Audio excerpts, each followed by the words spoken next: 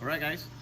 Well, you'll remember maybe that comment I got on one of the videos on when I was playing here on the Brothers, and there's that one comment on it over there that made me think about going ahead and go faster. And I've been thinking about it, but servos they were really high, but I found out lately that there's some cheaper servos that I don't know how good they are. But I seen some machines running them, and they do run. So that's what I did. I went ahead and bought me some servos, some cheap Chinese servos or whatever. Anyway, they're 1 kilowatt motor. That's what I bought. It's 1 kilowatt. Anyway, can you see it? Can you see it? Anyway, right there, 1 kilowatt. You try to see it. But what happened is, for some reason, these Chinese servos, the 1 kilowatt servo, the flange is a different size than the stepper motor is another different size. The machine, the Brothers came with a whole different side too on the flange or whatever. So what I did, I went ahead and I took I was worried about taking this off, but ain't no big deal. It's just a motor. I took the front flange of the motor and cut this one and made this one so it will fit the motor and it will fit the machine on the flange. So it's 70 millimeters on this one. It's 70 millimeters on the flange, the bolt pattern, and whatever the motor it is on this one right here. So I did try the machine. If you see, I try to put a gap here I even set it on the machine and put a gap in it, but even though it's way too far off, so I just went ahead and built me one. And if you haven't seen it, this is how it looks, one of these servos inside. Hopefully, I don't know. So it's got it's got magnets on the rotor. I'm gonna try, it's got all these coils here, which on the, so it's got 6 on this side, so it's got 12 coils in it.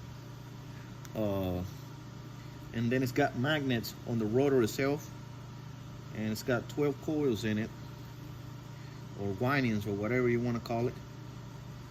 And yeah, it's pretty simple. That's why maybe they so cheap. They're like they're about $180 a set. I got on 3 sets. I got my Z-axis, which is gonna be the first test, and then X and Y, these 2 over here. So if my Z-axis goes the way I want it, that kind of fast, up and down, picking up and leaving the tool and picking back up the tool or whatever. If it's fast enough, then I go ahead and put the other ones in. That machine runs good on X and Y, but I already tested this with the same speed and the same acceleration. This servo, the motor and the servo, and this is way so much smoother than the stepper is. The stepper will do just that kind of, hard on and off or whatever, but this one is kind of smooth. Besides, it's really hard to turn it. So I use a pair of pliers. I put me a rack on top of this. I end up,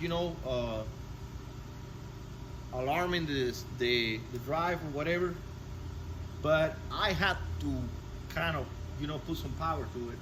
And on the stepper right there, the one on Z-axis, I just went, and grabbed my coupler, because I took it off just to make sure I have the right measurements on the flange, and I just hold the motor and got on the coupler and just bang and jump one of the step. No big deal. I mean, it did hard, but like this one, I have to use pliers to be able to alarm the servo. Which this it's got different settings. Uh, it's got some kind of setting out over there. If I don't remember, Ron, it's PN01, I believe. That's what size of motor you're gonna use with the driver, and it will set up a 7 all the way from 0 to 70, I believe.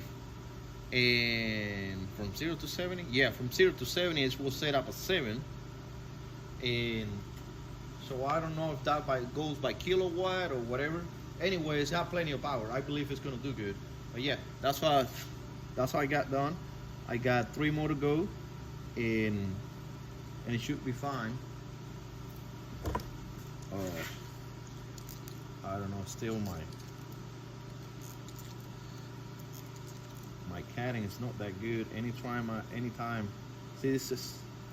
do this, I just hate it. If you're gonna do some facing, you make sure, I mean, you can do overlapping pretty much. Is no sick one way or zigzag, and the other one I just forgot how it was called. But anyway, so just make sure you overlap, and that way you don't have this kind of marks. Ain't no big deal because nothing is gonna sit in here. But yeah, if you're doing a big piece, you want it to look good. I forgot the name now, but anyway. Well, this one is gonna go in here.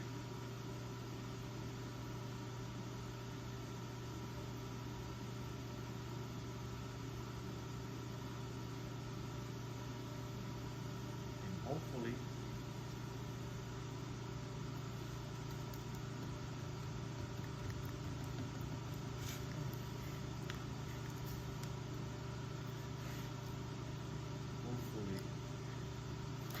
she's fine.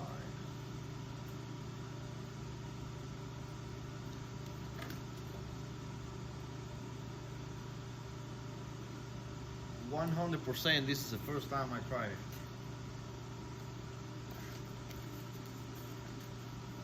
And I hope I left my spring washer in there. I hope I did.